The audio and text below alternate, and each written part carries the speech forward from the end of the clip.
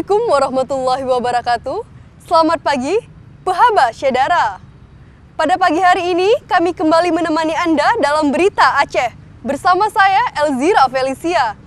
Sejumlah berita aktual lainnya telah kami sajikan untuk Anda. Berikut 3 berita utama pada pagi hari ini.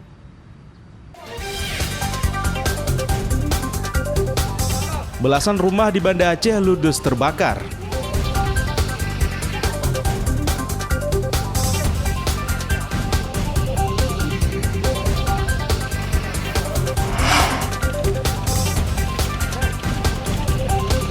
Nelayan di Kabupaten Nagan Raya mengeluhkan pendangkalan muara yang menghambat mereka melaut.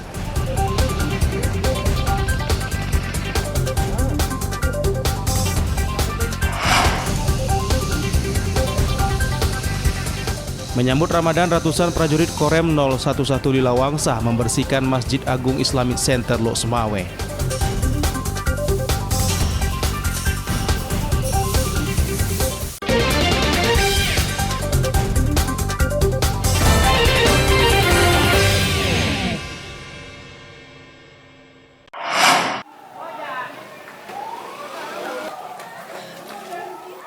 Belasan rumah di Kampung Atek Pahlawan, Kecamatan Baitur Rahman, Banda Aceh ludes dilalap api. Kebakaran yang menghanguskan 13 rumah ini tidak sampai merenggut korban jiwa. Warga panik saat melihat kobaran api membumbung tinggi di salah satu rumah yang terbakar. Api muncul dari salah satu rumah, kemudian menjalar ke beberapa rumah di sampingnya sehingga dengan mudah menyebar.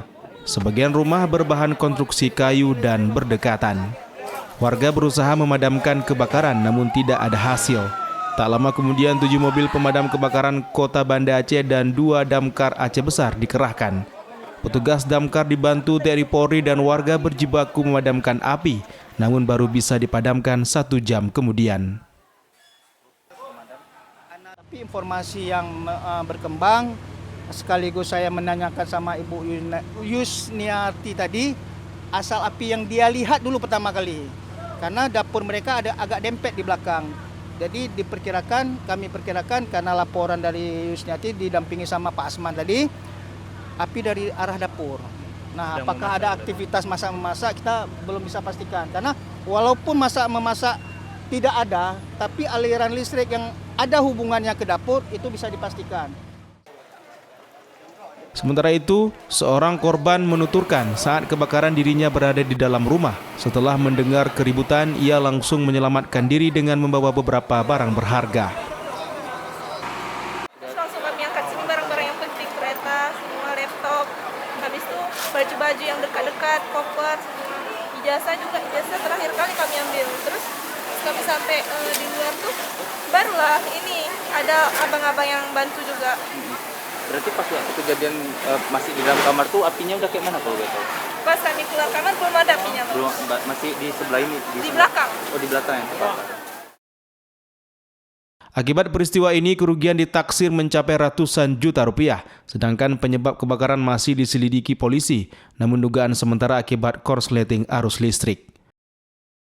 Mufti Tamrin melaporkan dari Banda Aceh. Ya.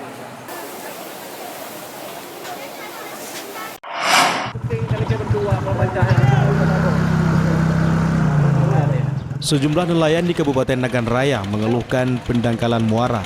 Kondisi ini menyebabkan para nelayan tidak melaut lantaran kapal motor kandas di muara. Pendangkalan muara yang terjadi selama beberapa waktu lalu hingga saat ini belum teratasi. Sebanyak 7 panglima laut di wilayah pesisir tersebut kerap tidak melaut, padahal mereka harus memenuhi kebutuhan keluarganya. Nelayan yang hendak melaut harus mencari jalur alternatif akibat pendangkalan muara. Mereka meminta kepada pemerintah pembangunan pelabuhan jeti agar nelayan tetap bisa mencari ikan tanpa harus bergantung dengan kondisi ombak laut. Yang terutama di Luk Kuala 2 yang sangat dibutuhkan jati untuk penahanan ombak. Karena dengan jati itu siap, para nelayan nggak ada lagi musiman. Karena di Muara Kuala 2 ombaknya musim-musiman, waktu musim ombak besar para nelayan nggak bisa melaut.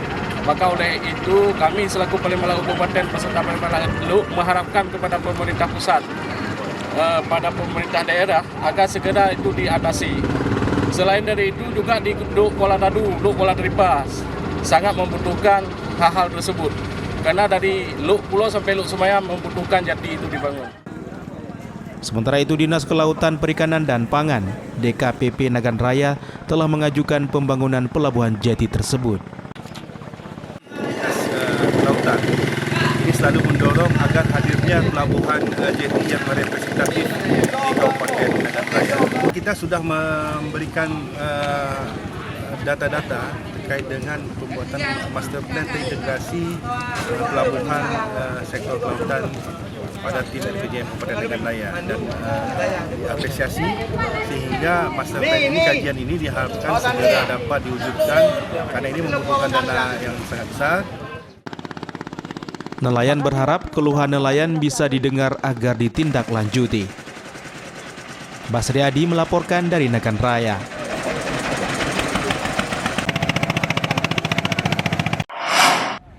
Bus langsung kembali. Menjelang musim ibadah haji tahun 2025, sejumlah calon jamaah haji CJH mulai melunasi biaya perjalanan ibadah haji BPIH. Sebanyak 226 CJH asal Kota Banda Aceh telah BPIH untuk keberangkatan tahun ini. Jumlah CJH bisa bertambah seiring jadwal pelunasan BPIH dibuka hingga 14 Maret 2025 mendatang. Dari 226 CJH telah melunasi, 6 diantaranya merupakan CJH kategori lanjut usia atau berusia 89 tahun. Para jemaah umumnya menyetorkan biaya pelunasan sebesar Rp21.922.333 atau turun Rp3 juta dibanding BPIH musim haji tahun 2024 lalu. Biaya yang disetorkan merupakan sisa dari total BPIH sebesar Rp46.922.333. Sebelumnya, calon tamu Allah ini telah menyetorkan BPIH sebesar Rp25 juta saat mendaftar. Alhamdulillah, sejak dibuka pelunasan BP biaya perjalanan ibadah haji sesuai dengan Pres Keputusan Presiden nomor 6 tahun 2025, jumlah jamaah haji yang sudah melunasi itu sebanyak 226 orang. Data terakhir porsi jamaah haji Banda Aceh yang berangkat kali ini sekitar 560 orang. Di antara 560 itu ada kategori 6 orang lansia. Seterusnya juga yang cadangan, apabila ada jamaah yang tidak melunasi nanti bisa mendaftar itu sebanyak 128 orang.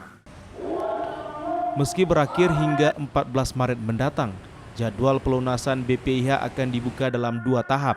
Tahap berikutnya mulai tanggal 24 Maret hingga 17 April 2025. Calon jemaah haji kloter pertama diperkirakan berangkat pada awal Mei 2025. Untuk itu, jemaah yang telah BPIH diminta mempersiapkan diri dan menjaga kesehatan dengan rutin berolahraga. Sementara CJH yang belum melunasi BPIH dihimbau segera memeriksa kesehatan agar dapat melakukan pelunasan. Istita'ah atau kelulusan pemeriksaan kesehatan masih menjadi persyaratan bagi CJH yang akan melunasi BPIH. Tim Liputan melaporkan dari Banda Aceh.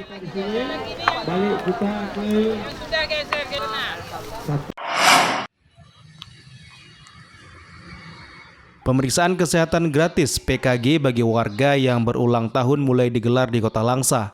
Untuk memperoleh PKG, warga cukup dengan menunjukkan kartu identitas yang mencantumkan tanggal lahir. Warga bisa memanfaatkan berbagai layanan PKG di puskesmas sekitar tempat tinggal.